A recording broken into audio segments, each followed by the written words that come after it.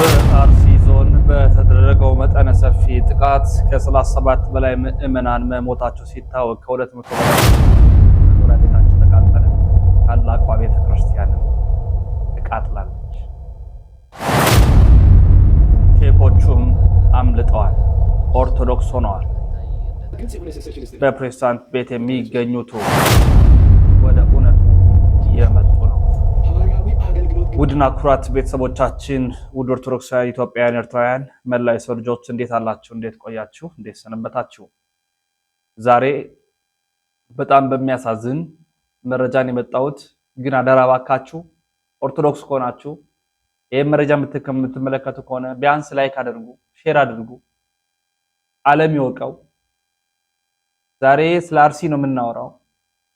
ቤተክርስቲያን ተቃጥሏል፣ ምዕመናን ቤታቸው ተቃጥሏል። መጠነ ሰፊ ጥቃት ተደርጎ ወደ 37 ሰዎች ተገድለዋል። መረጃ አስደግፌ ያቀርብላችኋለሁ። ይሄንን እየተመለከትክ ያለ ኦርቶዶክስ እየተመለከትሽ ያለች ኦርቶዶክሳዊ ከሆንሽ በተመለከትሽ ልክ ላይክ ያደርግሽ፣ ሼር እያደረግሽ በምትፈልጊ ቋንቋ የተረጎምክ አዳርስ። እናንተ ስትመለከቱ ላይክ ስታደርጉ አልጎሪዝሙ ያዳርሳል፣ መረጃው ይዳረሳል። የእናንተ አንዷ ስራ ብዙ ትርጉም ታመጣለች። የህይወት የሞት ጉዳይ ስለሆነ እዛ ያለው ነገር በጣም የሚያሳዝን ስለሆነ አዳርሱ። በአርሲ ዞን አስኮ ወረዳ ትናንት በተቀሰቀሰ መጠነ ሰፊ ጥቃት የ37 ምዕመናን ህይወት ማለፉን ከ200 በላይ መኖሪያ ቤቶች መቃጠላቸው ታወቀ ይለናል መሰረት ሚዲያ። በኦሮሚያ ክልል ምስራቅ አርሲ ዞን በአስኮ ወረዳ ከትናንት ግንቦት 23 ቀን 2018 ዓ.ም ጀምሮ በኦርቶዶክስ እምነት ተከታዮች ላይ ተነጣጥሎ በተሰነዘረ መጠነ ሰፊና አሰቃቂ ጥቃት እስካሁን የ37 ሰዎች ህይወት ማለፉን መሰረት ሚዲያ ከአካባቢ የደረሰው መረጃ መላከተ ሲል አቅርቧል። በጥቃቱ በአስኮ ወረዳ በሚገኙ በጠለታ ገብርኤልና በኩፍቴና መድኃኔ ዓለም አካባቢዎች ከፍተኛ ውድመትና ዘረፋ መድረሱ የታወቀ ሲሆን ሁለት ታሪካዊ አብያተ ክርስቲያናት ጨምሮ 234 መኖሪያ ቤቶች ሙሉ በሙሉ መቃጠሉን መውደማቸው ከአካባቢው በቀጥታ የተገኘ መረጃ ያሳያል። ይህ ጥቃት ግንቦት 24 ቀን ቀጥሎ የዋለ ሲሆን በወረዳው ስር በሚገኙ በርካታ ቀበሌዎች ውስጥ በአሁኑ ሰዓት እጅግ የከፋ የተባለ ጥቃት እየተካሄደ መሆኑ ታውቋል። ለመሰረት ሚዲያ በደረሰው ወቅታዊ መረጃ መሰረት በዛሬው ዕለት በዘዲቡ፣ በኢሬቻ ሚካኤል፣ በሱንቴ ማርያም፣ በቦግዶ አቦ፣ በሌንጮ ኦዳ፣ በጂሶና በኳስ ድሬ ቀበሌዎች ውስጥ ጥቃት የተፈጸመ የአካባቢ ነዋሪዎች ጥቃቱን በራሳቸው ኃይል መቋቋም የማይችሉበት ደረጃ ላይ ስላሉ እንዲሁ ንብረታቸው መኖሪያ ቤታቸው እየተቃጠለባቸው ለህይወታቸው የሰጉ በርካታ ቁጥር ያላቸው ነዋሪዎች በአሁኑ ሰዓት ወደ ጫካዎች በመሰደድ ላይ እንደሚገኙ ታውቋል። ነዋሪዎቹ ቀደም ሲል ባላቸው አቅም ራሳቸውን ለመከላከል ጥረት ያደረገ የነበረ ቢሆንም ነገር ግን ካድሬዎች አካባቢውን በማረጋጋት ዋስትና በመስጠት ስም ነዋሪው እንዲዘናጋ በማድረጋቸው ምክንያት ህዝቡ ለከፍተኛ ጥቃት ተጋልጧል በማለት አንድ አካባቢ ምንጭ በስልክ ተናግረዋል። በዚህ ዙሪያ ማምሻውን የወጡ ተጨማሪ ዘገባዎች ደግሞ የዚህን ጥቃት መነሻና አጠቃላይ የጀርባ ታሪክ በተመለከተ ተጨማሪ ማብራሪያ ይሰጣል። በአሁኑ ወቅት በአገሪቱ ያለው አጠቃላይ ትኩረት ወደ ሀገራዊ ምርጫ ማርላቱን፣ በዚሁ ሳቢያ በአካባቢ የተፈጠረው የጸጥታ ክፍተት የታጠቁ ኃይሎች እንደ ምቹ ሁኔታ በመጠቀም በጥቃቱ ላይ መሰማራታቸው ተገልጿል። ይህ በምስራቅ አርሲ ዞን አስኮ ወረዳ በሚገኘው አካባቢ በኦርቶዶክስ እምነት ተከታዮች ላይ ያነጣጠረ መጠነ ሰፊ ጥቃት በሀገራዊ ምርጫ ዋዜማ በዕለቱ የታቀደ ይመስል የተፈጸመ መሆኑ መረጃዎች ያሳያል። በወረዳው ስር በሚገኙ ጠላታ ጨፋ ቀበሌ በተፈጸመው ጥቃት የኦርቶዶክስ እምነት ተከታዮች መኖሪያ ቤቶች በተለየ ሁኔታ እየተለዩ መቃጠላቸውና ከብቶቻቸውንም ጨምሮ በርካታ ንብረቶቻቸው በታጣቂዎች የተዘረፉ መሆኑ ታውቋል። በዚህም የተነሳ ነዋሪዎቹ አካባቢያቸውን ሙሉ በሙሉ ለቀው ሱንቴ ወደሚባል ስፍራ ለመሰደድ ተገደዋል። በተመሳሳይ ሁኔታ በዚህ ወረዳ በሚገኘው ካራ ኩፍቴና ቀበሌ የነዋሪዎች ቤቶች በተጠናከረ ሁኔታ የተቃጠሉ በመሆኑ ህዝቡ የመድኃኔ ዓለምን ታቦት በክብር ይዞ ሕይወቱን ለማዳን ቅዱሳቱን ከተቃጠሉ ለመታደግ ወደ ሱንቲ አካባቢ መሸሹ ታውቋል። ይህ ጥቃት በሰው ሕይወትና በንብረት ላይ ብቻ ሳይሆን በታሪካዊው የሃይማኖት ተቋማት ላይ ያነጣጠረ እንደነበር የተረጋገጠ ሲሆን 101 ዓመታት በላይ የአካባቢ ማህበረሰብ ታሪካዊ መለያ ሆኖ የቆየው የጠለታ ጫፋ ቅዱስ ገብርኤል ቤተክርስቲያን ሙሉ በሙሉ መቃጠል መውደሙ ታውቋል። ከዚህ በተጨማሪ የካራ ኩፍቴና መድኃኔ ዓለም ቤተክርስቲያን ንብረት የሆኑት ልዩ ልዩ የአገልግሎት መስጫ ክፍሎች፣ የእንግዳ ማረፊያዎች፣ ልዩ ልዩ ህንፃዎች በተመሳሳይ ሁኔታ በእሳት እንዲጋዩ እንዲወድሙ መደረጋቸው ታውቋል። ይህ በተደጋጋሚ ጊዜያት መሰል አሰቃቂ ጥቃቶች እንደሚፈጸሙበት የሚነገረው የምስራቅ አርሲ አካባቢ አሁንም በሀገራዊ ምርጫ ዋዜማ በዕለቱ መጠነ ሰፊ የጥቃት ሰለባ መሆኑ የአካባቢው ማህበረሰብ እጅግ አሳስቦታል፣ አሳዝኖታል። ነዋሪዎቹ በአሁኑ ሰዓት በጫካዎች ውስጥ ተጠልለው የሚገኙ ሲሆን ለህይወታቸውና ለቀሪው ንብረታቸው ምንም አይነት የጸጥታ ከለላ እንደሌላቸው መግለጽ ላይ ይገኛሉ። ድምጽ ሁኑ ባካችሁ በማለት ለመሰረት ሚዲያ ድምጻቸው ምሬታቸውን ያስተላለፉት የአካባቢው ተወላጆች መንግስትና የሚመለከተው የፌደራል የክልል የጸጥታ አካላት በአስቸኳይ ጣልቃ በመግባት ይህንን የተካሄደ ያለውን ደም አፋሳሽ ጥቃት መፈናቀል እንዲያስቆሙ፣ የተፈናቀለውና በጫካ ውስጥ ለሚገኘው አቅመ ቢሱ ህዝብ አስቸኳይ ሰላም የሰብአዊ ድጋፍ እንዲያቀርብ ጥሪ እናቀርባለን። በአካባቢ ያለው ወቅታዊ የጸጥታ ሁኔታ ተጨማሪ መረጃዎችን በቅርብ ተከታትሎ እንደሚያቀርብ መሰረት ሚዲያ ይገልጻል። ምን አሁን ሌላ ዜና መስራት እንኳን እስኪ ከብደኝ ውስጤ በጣም ይነዘረኛል።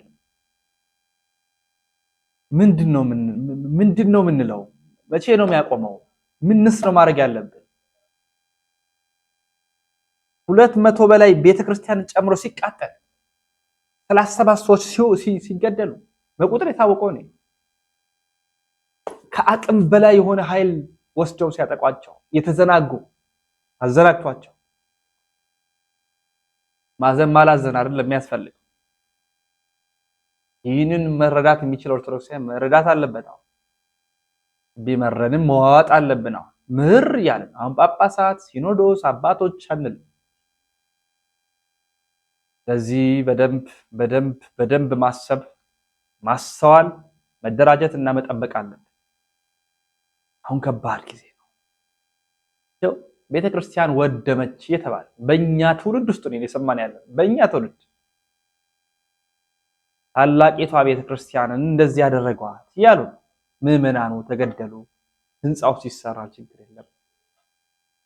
ያ ሁሉ ምዕመን ምን ይሆናል?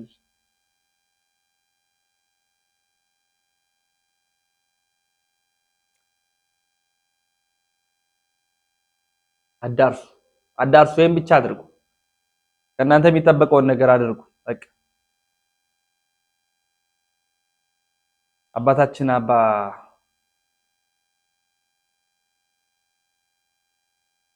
ገብረ ኪዳን ያስተላለፉትን መልእክት ከማቅረቢያ በፊት የዘመኑ ሰው ገዳም ይላል። ምን ገዳም ጫካ ነው? ገዳም እንደዚህ ነው? ገዳም ምንድነው የሚል ዘመን ትውልድ ፈርቷል። ዘመን ያመጣው ትውልድ ናንካተ ነው። የገዳምን አስፈላጊነት እህታችን እንዴት ነው? ቅሌታም ትውልድ እያፈራን ነው። ኢትዮጵያዊ ሆነ በኢትዮጵያዊ ገዳማት ላይ በጸያፉ አፍህ የተከፈተል ሰው ካለ ይሄን ስማ። እንግዲህ አዳምጥ። ያለ ገዳማቱ ሀገር ብለ የምትጠራው የሀገር ታሪክ የለም። እንዴት? ተራ ቁጥር 1 የታሪክ ጓዳና የማንነት ማህደር ናቸው ገዳማቱ። የምትኩራራበት ባለም መድረክ ሄደ ኢትዮጵያ የራሷ ፊደል፣ የራሷ ቀን መቁጠሪያ፣ የዘመን አቆጣጠር፣ የቁጥር ስርዓት ያላት ብቸኛ አፍሪካ ሀገር ያደረጓት ገዳማት ናቸው። ያለ ገዳማቱ የኢትዮጵያ የነገስታት ታሪክ፣ የዓለም አቀፍ ዲፕሎማሲ ሰነድና ጥንታዊ ብራናና መጽሐፍት የሉ። ታሪክ የለህም። ያለ ገዳማቱ ኢትዮጵያ የጥበብና የሳይንስ ስልጣኔ የላት።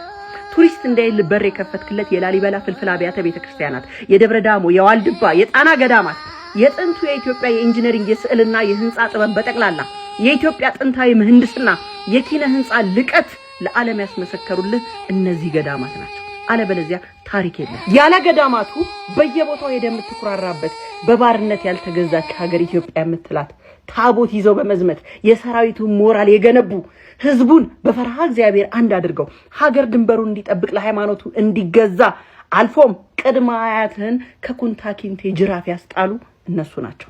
የሀገር መከላከያ መንፈሳዊ ምሰሶች ገዳማት ናቸው። የምዕራባውያን የዘመናዊ ህክምናና ሳይንስ ሳይመጣ ለክፍለ ዘመናት የሀገሪቷን እጽዋት ማዕድናት ጸበላት አቀናጅተው በሀገር በቀል የእጽዋት ህክምናና የስነ ልቦና ፈውስን ትራዲሽናል ሜዲሲንና ሳይኮቴራፒን አንድ ላይ ሰንገው ጤነኛ ወላጅ የሰጡ እነሱ ናቸው፣ ገዳማት ናቸው። ዘመናዊ ህገ መንግስትና መጻሕፍት ከመቀረጻቸው አስቀድሞ ሀገሪቱ የምትመራበትን ፍትሐ ነገስት ስርዓት እና ዛሬ የምትኖርበትን ስርዓተ ማህበረሰብ በማስተርጎም ለንጉሳውያን አማካሪ እንዲሁም የፍትህ መሰረት ሆኖ የኖሩት ገዳማት ናቸው። ዘመናዊ ዩኒቨርሲቲ ሳይመሰረት የላቀ የፍልስፍና ስርዓትን በቅኔ የስነ ጽሁፍ ጥበብን በጥልቅ ትርጓሜና ፍልስፍና ለሀገሪቱ ልሂቃን ሲያስተምሩ የኖሩ የጥንት ከፍተኛ ትምህርት ተቋማት ገዳማት ናቸው። በገዳሙ ስራ መፍታት መዝናናት ለመሰለ ሳይሰሩ መብላት አይገባም የሚል ጥብቅ የስራ ባህል በማስፈን ለግብርናው መሻሻል ለአትክልትና ፍራፍሬ ልማት የእጅ ጥበብ ስራዎች ፈርቀዳጅ አርአያ ሆነው የኖሩት ገዳማት ናቸው። ካልክስ ታይም ማኔጅመንት ከዘመናት በፊት ቀርጸው የኖሩት ገዳማት ናቸው። ጸሎት፣ ስራ፣ ጥናት፣ እረፍት ለሁሉም ጊዜ አለ። ከእንስሳት ቆዳ ብራና በመቅደድ ከእጽዋት ከአፈር ቀለማት በመቀመም መጽሐፍት በብዕር የመጻፍ የመቅረጽ ጥበብን ማይክሮግራፊን ያስተማሩ የሀገሪቱ ስነ ጽሁፍ ምንጭ ገዳማት ናቸው። ትምህርት ቤት የሀገር መሪዎች የነገስታት ሞራልና የስነ ምግባር ትምህርት ቤት ገዳማት ናቸው።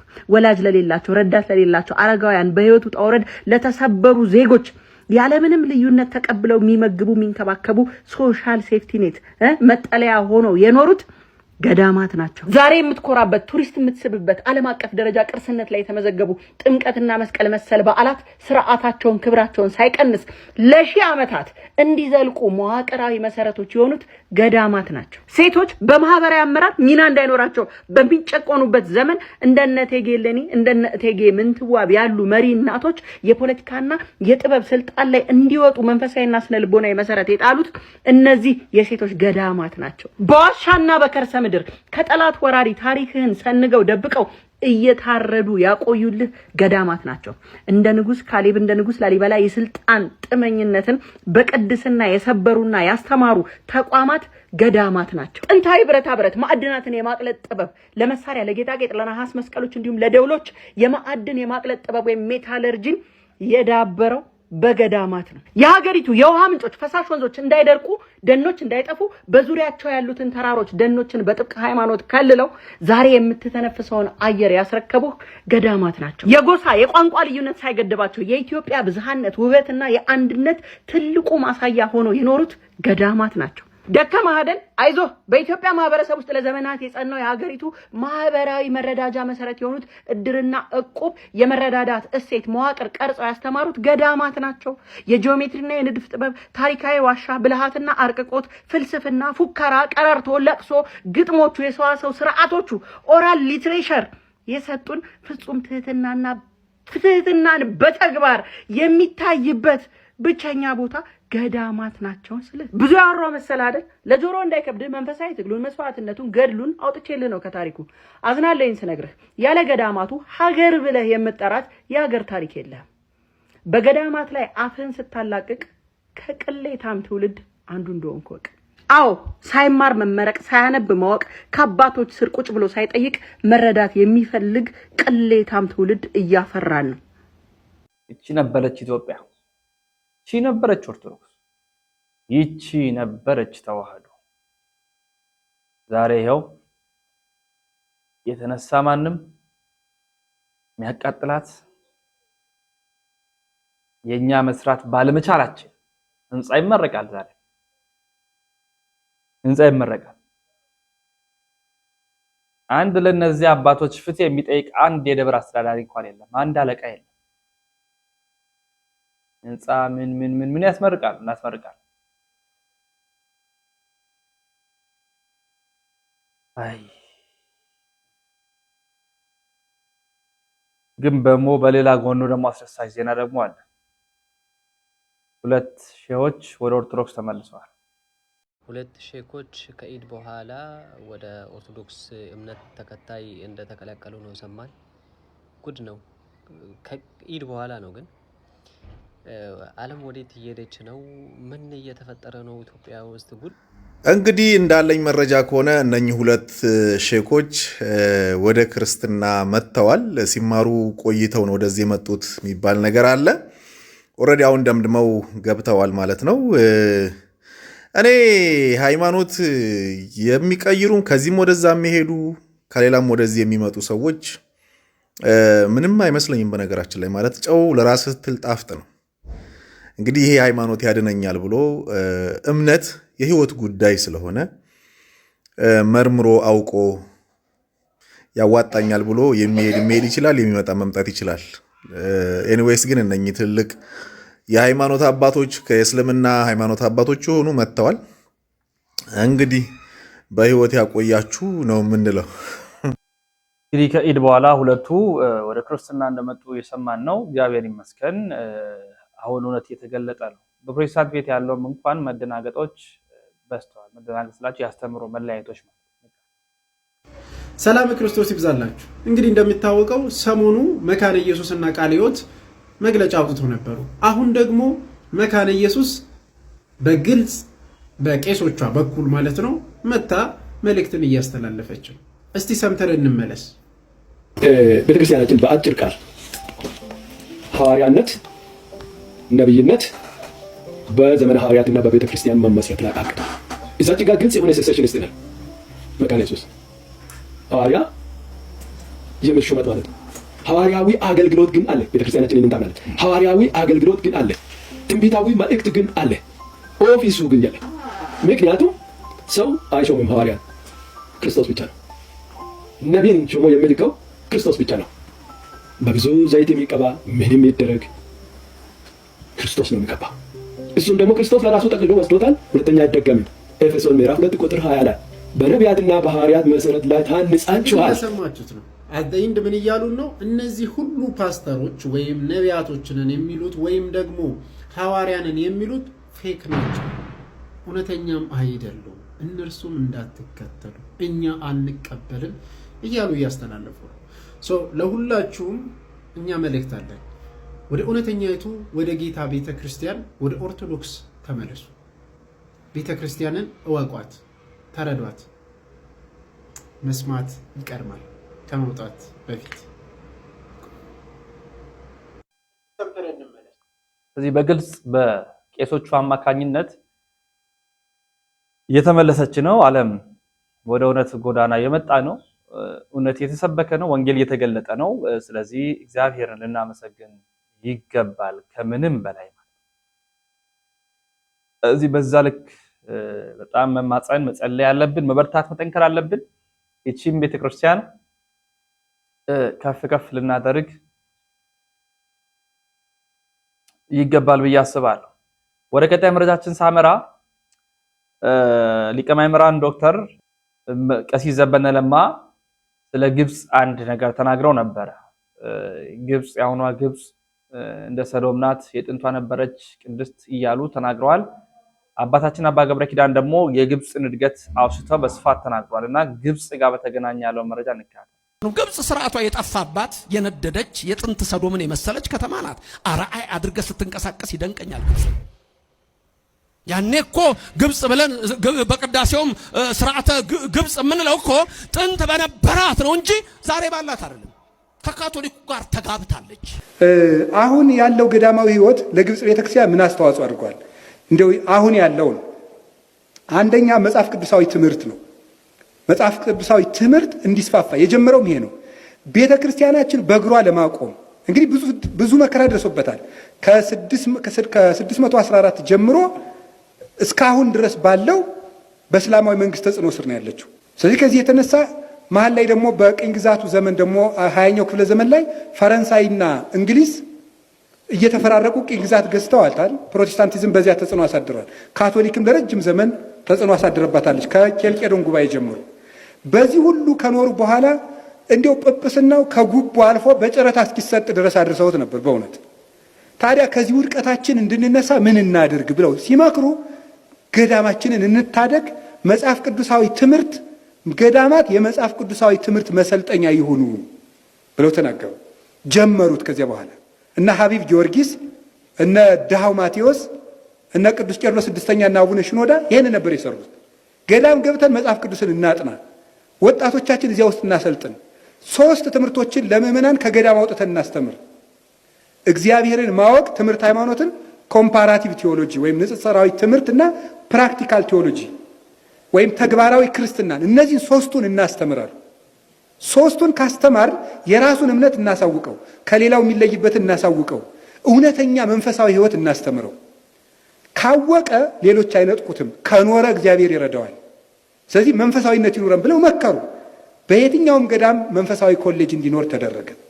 አሁን እንጦንስ ገዳም ውስጥ አለ፣ ቅዱስ መቃሪዎስ ገዳም አለ፣ አስቄጥስ አሁን ኮሌጅ አለ። እንዲያውም ትልቅ ደግሞ እየተጎበኘ ነው። ቁስቋም ገዳም ውስጥ ቴዎሎጂ ትምህርት ቤት አለ። ስለዚህ ገዳማትን የመጽሐፍ ቅዱሳዊ ትምህርት ቤት በማድረግ በዚህ ምክንያት የቤተ ክርስቲያን ሕልውና እንዲጠበቅ አድርገዋል። እኛም መውሰድ ያለብን ይሄ ነው። ሁለተኛ የስርዓት ወጥነት እንዲኖር አድርገዋል። አሁን ይሁ እንግዲህ አዲስ አበባ እንደው ያላችሁ አባቶች ትኖራላችሁ፣ የአድባራት አስተዳዳሪዎች እንዳትቀየሙኝ አደራችሁን፣ ለመንካት አይደለም። እኛ ሀገር ቤተ ክርስቲያን ምንድን ነው የምናደርገው? ደስ ያለው ሰው ቀይ መጋረጃ ይገርዳል። እንደው ብር ያገኘው ደግሞ የ5 ሚሊዮን መጋረጃ ይገርዳል። እንደዚህ ግን ትክክል ነው? አንዱ ሲያብረቀርቅ፣ አንዱ ሲያንጸባርቅ፣ አንዱ ሲያንጫጫ እንዲሁ ምንድን ነው ምን ሆነው ነው? ግብፅ ውስጥ ግን መጋረጃ ዓመት እስከ ዓመት 3 መጋረጃዎች ነው ያሉት። ለሕማማት ጥቁር፣ ለትንሣኤ ነጭ፣ ዘወትር ቀይ። በቃ የትኛውም ቤተክርስቲያን ብትሄዱ አንድ አይነት መጋረጃ። አሜሪካ ያለ የግብፅ ቤተክርስቲያን ውስጥ ብትሄዱ እንደዚህ ነው። የስርዓት ወጥነት አላቸው። ለቤተክርስቲያኒቱ እንዲኖር አውቀዋል። ቄሱ የሚለብሰው፣ መነኩሴው የሚለብሰው፣ ጳጳሱ የሚለብሱት የታወቀ ነው ተለይቶ። አሁን እኛ ቄሱ አስተዳዳሪም ይሄንን ፈረጅዬ ይለብሳል። ሊቀ ጳጳሱ የሚለብሱት ያኑ ነው። ድንበር የለንም ማለት ነው። ቄሱ የሚያደርገው መስቀል፣ ጳጳሱ የሚያደርገው መስቀል፣ መነኩሴው የሚያደርገው ይለያል። ወጥነት አላቸው። ስዕል አሳሳላቸው ወጥነት አለው። እኛ አንዴ ጠየም፣ አንዴ ቀላ፣ አንዴ እንደው ቅልም ያለ ስናደርግ በግብፅ ቤተክርስቲያን ለምሳሌ የስዕል ዶግማ ልንገራቸው። ግብፅ ውስጥ ስዕል ሲሳል ራሱ ትልቅ፣ አይኑ ጎላ ጎላ ያለ፣ ጆሮው ተለቅ ያለ፣ አፉ ጠበብ ያለ ነው ማንኛውም ቅዱስ ሲሳል። ይሄ በቅዱስ ሲኖዶስ ላይ የተወሰነ ራሱ ትልቅ ነው ማለት ቅዱሳን ብዙ የሚያስቡ ናቸው ነው። 2 ጆሮ ማለት ብዙ የሚያዳምጡ ናቸው፣ ለእግዚአብሔር የተከፈተ ጆሮ አላቸው ነው። አይናቸው ጎላ ጎላ የሚለውት እግዚአብሔርን የሚያዩና አስተዋዮች ናቸው ነው። አፋቸው ጠባ መሆኑ ግን ብዙ አይናገሩም ነው። ይሄ የስዕል ቀኖን አላቸው። ይሄ ወጥ ነው። ቤተ ክርስቲያን አሰራራቸውም እንደዚሁ ነው። አንዱ ወደዚህ ጠመም፣ አንዱ ቀላ አያረግም። አንድ አይነት ነው። በአንድ ካቴድራል ውስጥ የሚኖሩ 24 ቀሳውስት ናቸው። ከፍተኛው ትልቁ ካቴድራል ከዚያ ቁጥር ብር አለኝ ሀብት አለኝ ብሎ አንድ ካቴድራል ተጨማሪ መቅጠር አይችልም። ቀኖን አለው። ትንሹ ቤተክርስቲያን ጠበብ ያለው ቤተክርስቲያን ስንት ቄስ ይቀጥራል? ትልቁ ስንት ቄስ ይቀጥራል? አንድ ገዳም ስንት መናኝ ይኖረዋል? በቀኖና የታጠረ አላቸው። ካለባበስ እስከ ሁለንተና ማለት ነው። ስለዚህ የስርዓት ወጥነትን ያመጡት ገዳማውያን ናቸው ማለት ነው። ቤተሰብ ላይ በጣም ስራ ሰርታለች፣ ባለትዳሮችን ማለት ነው። ይሄ ምን በማድረግ ነው ያፈራችው? ህፃናትን ከ3 ዓመት እስከ 6 ዓመት ላሉት ትምህርት አለ። ከ6 እስከ 12 ላሉት ትምህርት አለ። ከ12 እስከ 18 ላሉት ትምህርት አለ። ከ18 እስከ 26 ላሉት ትምህርት አለ። ከ26 እስከ 40፣ ከ40 እስከ 50 ትምህርት አለ። በዚህ ትምህርት አማካኝነት አንጸው ያሳድጓቸዋል። ሲጋቡ ምን ያደርጋሉ ምትሉኝ? ከተጋቡ በኋላ እንዳይፋቱ በፓርላማ አጸድቀዋል። ክርስቲያኖች ሲመጡ እንዳታፋቱብን ብለው ማለት። ግብፅ ውስጥ መፋታት በህግ ያስቀጣል። ማን? ክርስቲያኑ። ይሄን ያደረጉትን ማን ናቸው? ገዳማውን መክረው ናቸው። አሁን የኛ ቤተክርስቲያን እንደዚህ እንዳታረግ የሆነው ምንድን ነው? እኛው ስላልሰራ ነው። ብንጠነክር፣ ልጆቻችን ቢጠነክሩ ይሄ ይመጣል። መፋታት ክልክል ነው የሚለውን በእስላማዊ ፓርላማ እንዲጸድቅ አድርገዋል። ለምን? አቅም ስላላቸው ማለት ይህን አድርገዋል። አይፋቱም። ፈጽሞ መፋታት አይቻልም። ከዛ ምን አድርጋለች? ዲያስፖራ ላይ የሰራችው ስራ አለ። የዲያስፖራ ኮሚኒቲውን በደንብ ነው የምትይዘው። የእኛን ሀገር ዲያስፖራ ተመልክቱ። እንደፈለገ ሲከፋው ጳጳሱን አልቀበልም ይላል። ሲከፋው ደስ ሲለው የራሱን ቤተክርስቲያን ይከፍታል። ከአንዱ ቤተክርስቲያን ሲያኮርፍ የራሱን ቦርድ ይከፍታል። እዚህ ውስጥ ምን አድርገዋል ግን? አንድ ምእመን ከግብፅ ቤተክርስቲያን ደብዳቤ ካልያዘ የትም ሀገር ቢሄድ፣ ፈረንሳይ ቢሄድ፣ አሜሪካ ቢሄድ ንስሐ አባት መያዝ አይችልም፣ እዚህ ወረቀት ይዞ ካልሄደ። ይህንም በደንብ ስራ ሰርተውበታል። መንፈሳዊ ፍርድ ቤታቸውን አጠንክረውታል። መንፈሳዊ ፍርድ ቤቱ ስለጠነከረ ክርስቲያን ቢጣላ ሂዶ ከፖሊስ አይካሰስም። እዛው መንፈሳዊ ፍርድ ቤት ይካሰሳል፣ እዚያው ይጨርሳሉ። ክርስቲያኖች በዳኛ ተካሰው አያውቁም። ያውን ያደረጉት ነው። የቤተ ክርስቲያንን ሕልውና ጠብቀዋል። ከበላተኛ አፍ ምግብ ወጣ እንዲባል በልማት ጠንክረው ቤተክርስቲያናችን ጠብቀዋል። መንግስት ያንን ያከበራቸው ለምን ይመስላችኋል? አቅም ስላላቸው። እስኪ ከልማት የአንዱን ገዳም ብቻ ተሞክሮ ልንገራችሁ። የቅድስት ቁስቋምን ገዳም ላይ ግብፅ ውስጥ ነው ያለው። 172 መነኮሳት አሉበት። 15 ጳጳሳት ያገለግሉበታል። የዜማ የቅብጥ ወይም ኮፕቲክ ላንጉጅ የቴዎሎጂ ትምህርት ቤት አለው እዚያ ውስጥ ማለት ትምህርት ቤቱን እኔም ለማየት ሞክሬያለሁ። ይችሳል። ምን ሀብት አላቸው? ቁስቋም ገዳም ብቻ ነው። የእንጨት ፋብሪካ አለው፣ የቴምር ፋብሪካ፣ የወይን ፋብሪካ፣ የእብነበረድ ፋብሪካ፣ ሳሙና ፋብሪካ፣ ብረታ ብረት ፋብሪካ፣ ወተትና እርጎ ማቀነባበሪያ ፋብሪካ፣ የማንጎ መጭመቂያ ትልቅ ስራ ተሰርቷል። ስለዚህ በዚህ በግብጽ ላይ ያለው ነገር ለኛም አርአያ መሆን የሚገባው ነው ሲሉን አባታችን አባ ገብረ ኪዳን መልእክቱን ያስተላለፉ። ስለዚህ ለኛ የሚሆን እሳቤ ነው። ከአቴንስ ጋር የተገናኘውን መረጃ ላቅርብላችሁ። አርአያ መካሻ ብፁዕ አባታችን ብፁዕ አቡነ ኤልያስን በስቱዲዮአቸው ጋብዘው ኢንተርቪው አድርጓል። አቴንስ ላይ እንደምናስታውሰው ተቃውሞ ነበሩ። ቤተክርስቲያኑ ተዘግቶ ብዙ ሰዎች ዋይ ዋይ ሲሉ ነበር፣ ቪዲዮዎች ሲሰሩ ነበር፣ እናቶቻችን ድምፅ ሲያሰሙ ነበር። ይህን ተከትሎ ቅዱስ ሲኖዶስም ጉዳዩን ተመልክቶታል። ከብፁዕ አባታችን ከብፁዕ አቡነ ኤልያስ ጋርም አረጋዊ አባታችን ጋር የተገናኙትን መረጃዎችን እኛም በወቅቱ ማቅረባችን ይታወቃል። አሁን ራሳቸው ከራሳቸው አንደበት በአቴንስ ጉዳይ ላይ ያለውን እንዲህ ይላል። እኔ አንድ ነገር ልጠይቅዎት፣ ሁሉም ነገር እንዲሄድ ስለሚያስፈልግ በግሉ አሁን የአቴንስ ኪዳነ ምሕረት ቤተክርስቲያን ታሽጓል። እርሱ አሁን በቅርቡ ሊሄዱና ይህንን የተጀመረውን ጉዳይ የቅዱስ ሲኖዶስ ውሳኔ የአባትነቱን ድርሻ ለመወጣት ሊሞክሩ ነው። አሁን ሲሄዱ ምንድን ነው ሊያደርጉ የሚችሉት? ቤተክርስቲያን ታሽጓል። አዎ፣ በመጀመሪያ ክርስቲያኖቹ አንድ ከሆኑ ኢትዮጵያውያን ትልቅ ነገር ብዙ ነገር ማድረግ ይችላሉ። አንዱ ነው የተሳሳተ ሊመለስ ይችላል፣ የወደቀም ሊነሳ ይችላል ይላል። ይሄ የነቢያት ድምፅ ነው። ነቢዩ ኤርምያስ ኢሳይያስ ነው የወደቀ አይነሳምን የተሳሳተስ አይመለስምን ብሎ እግዚአብሔርን ጠይቋል። ይነሳል የተሳሳተን። ኢሳይያስ 66 ምዕራፍ ነው ትንቢት የተናገረው። ሲጀምር ኑ እንዋቀስ ነው ያለ። እሺ ብትሉ በረከት፣ እምቢ ብትሉ መርገም ነው የሚል። አሁን በሃይማኖት መሪዎችም በእኛም በኩል ስህተት ካለ ምንወቀሰው ካለ ምንወቀስ።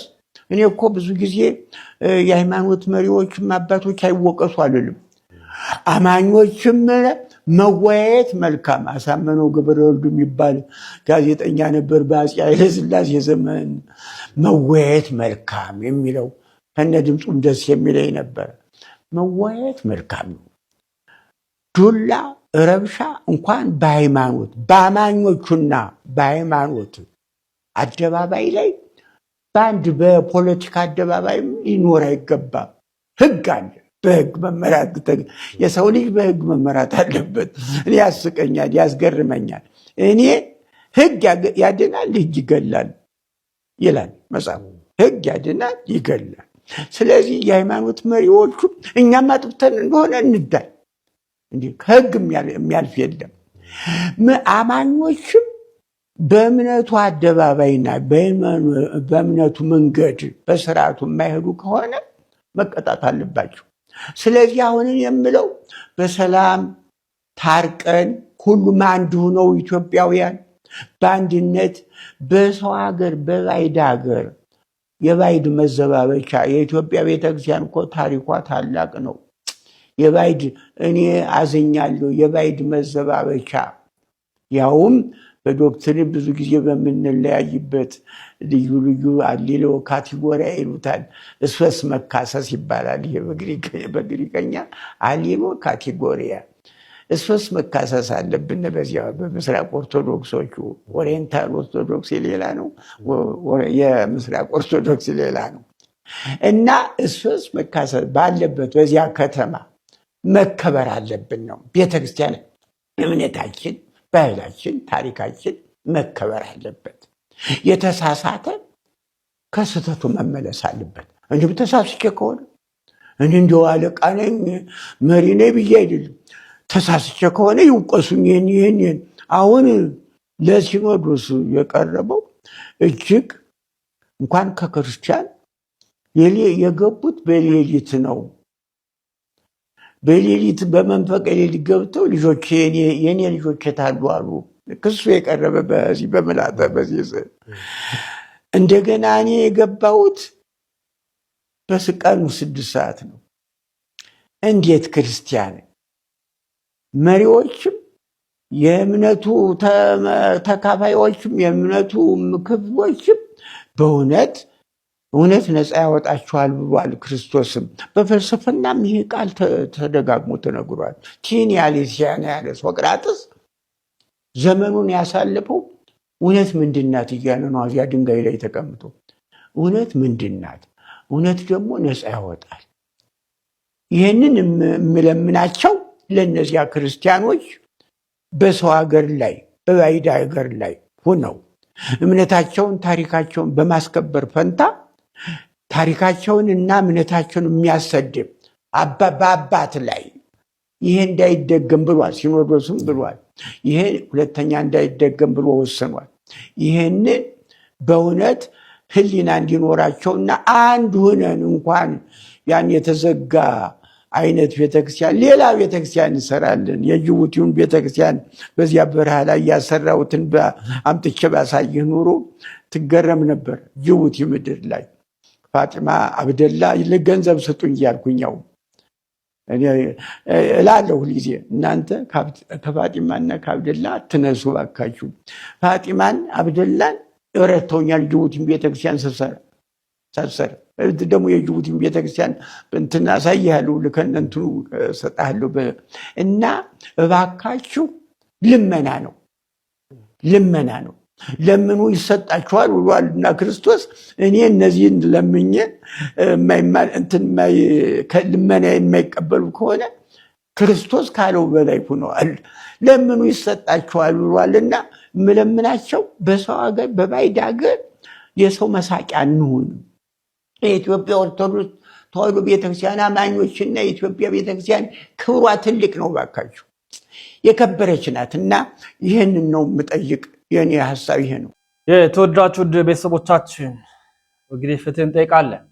የዛሬ መረጃችን ይሄን ይመስላል። በአርሲ ላይ ያለውን ነገር በቀጣይ ደግሞ አቀርብላችኋለሁ። ላይክ አድርጉ፣ ሼር አድርጉ፣ መረጃውን አዳርሱ። በቀጣይ መረጃ እስክንገናኝ ሰናበትን። ሰናይ ቆይታ ይሁንላችሁ።